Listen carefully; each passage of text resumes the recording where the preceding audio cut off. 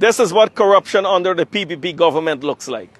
Behind me should have been a finished pediatric and maternal hospital at Ogle. Instead, it is an empty shell. To commuters along this highway, it may look impressive, but the reality is this white elephant was supposed to be a modern hospital for mothers and children, to be completed by late 2025. I can assure you that this building cannot be completed anytime soon, not even by next year end. There was no tender for this project. The PPP handed this $31.9 billion contract on a platter to Vamid Engineering of Austria, a fraudulent company, without conducting proper due diligence or background checks. If they had done background checks, they would have found past dishonest dealings by the same company.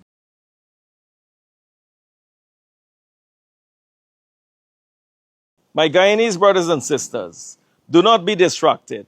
We welcome the reopening of the Fagundes murder case, but the spectacle surrounding it is nothing more than desperate attempts to divert public attention from the questions I have raised about President Irfan's 150-acre mega farm.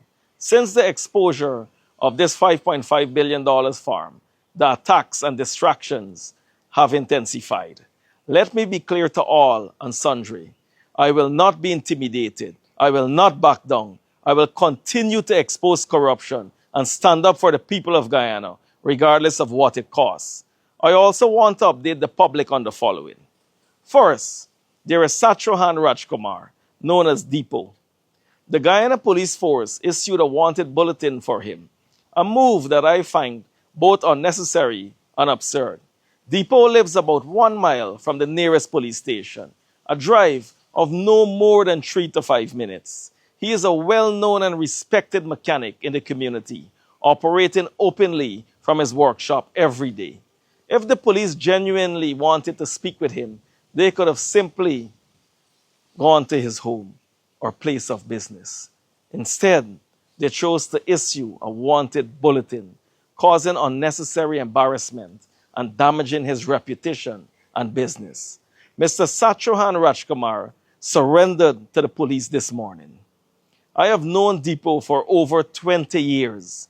He was born on the Essequibo Coast in Region 2, and he is a humble, hard-working, and respectable individual. He services my vehicles, just as he does for many other customers. He also worked with my racing team alongside foreign mechanics, but his livelihood comes from operating his workshop. Depot provides much-needed services to drivers throughout this country. Additionally, Depot suffers from an ulcerative stomach condition, and I sincerely hope that while in police custody, he receives his food on time. Secondly, a well-known tin shop owner, known to me as Troy, was taken into police custody yesterday morning. His family spent the entire day desperately trying to determine his whereabouts because he was not allowed to contact them. It was only after he was transferred to the Kitty police station last night that he was finally permitted to make a phone call. And that was when I became aware of his situation. Troy is a businessman known throughout the community. He has even provided tinting services for police and government vehicles. The desperate PPP is now on a wild goose chase, targeting innocent, hard-working people. Look at Mark Richmond, a former member of my staff, who was detained for 6 days after police got an extension beyond the initial 72-hour detention period. Then they released him and another former employee of mine, Mr. Kanu, on a hefty $1 million station bail each. Can you believe that Mr. Mark Richmond was not questioned? If there were no questions to ask him, then why was he held for 6 days in the first place? Just like how this wicked government had the cows locked in those trucks for 6 days. This is a travesty in our justice system. None of us are safe in this country. There is no fairness, no due process, and an abuse of police power due to political instructions. Before I expose Irfan's mega farm, these were not names on a wanted list. These are hard-working Guyanese with businesses, families, employees, customers, and reputations. They continue to harass random people. Yet key witnesses in the case, like Roger Khan, we haven't seen a wanted bulletin for.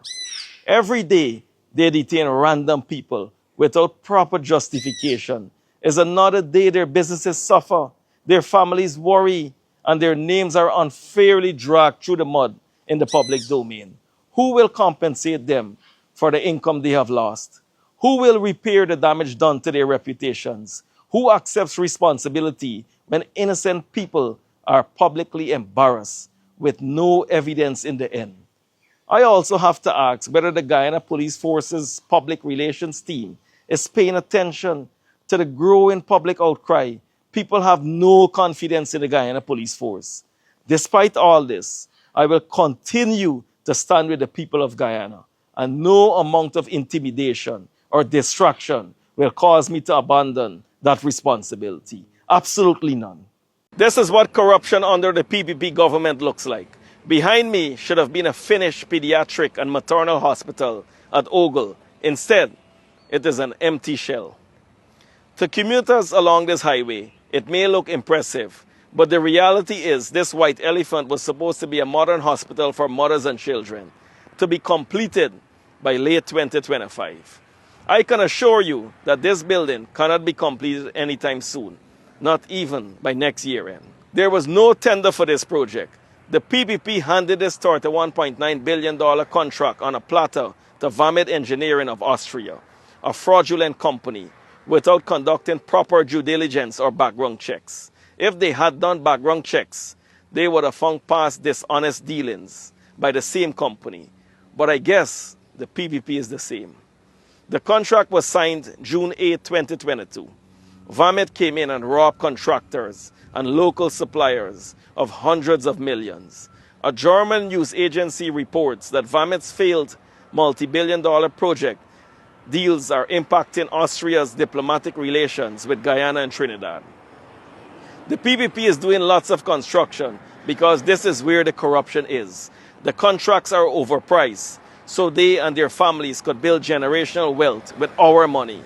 The trillions budgeted over the last 5 years were enough to ensure all Guyanese could live better, own better homes, have better wages, and enjoy a better quality of life. More alarming, and what is quite sad, is that the CEO of Vamit Engineering siphoned off our monies to Europe and bought a private jet, while 58% of Guyanese remain in poverty. The project is stalled. There's lots of money that was mismanaged. This hospital should have been completed by now. But I guess the PPP will come to the National Assembly and ask for billions more. As if this wasn't enough, the PPP awarded the New Amsterdam Hospital to the same scams, Vamit Construction. The $161 million project was awarded, and all they did was drive down a couple piles on the site. I will travel to New Amsterdam to expose the corruption there too. What should have been a functioning hospital for mothers and children is instead another symbol of waste, mismanagement, and corruption.